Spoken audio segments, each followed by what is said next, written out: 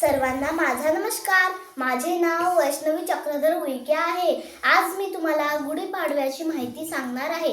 गुढीपाडवा हा महाराष्ट्रातील सर्वात मोठा व महत्त्वाचा सण आहे. हा सण चैत्र महिन्याच्या 1 तारखेला येतो. या दिवशी नवीन वर्षाची सुरुवात होते. या दिवशी आपण घराच्या बाहेर गुढी उभारतो. गुढीला साखरेची गाठी, आंब्याची पाने, कडुलिंबाची पाने, डवण्याची पाने आणि फुलांचा हार लावतात.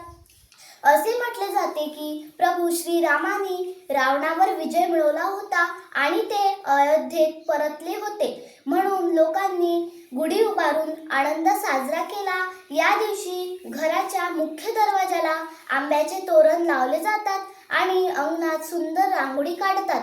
या दिवशी आपण कडुलिंबाची पाने आणि गुळ एकत्र करून खाल्ले जाते. धन्यवाद.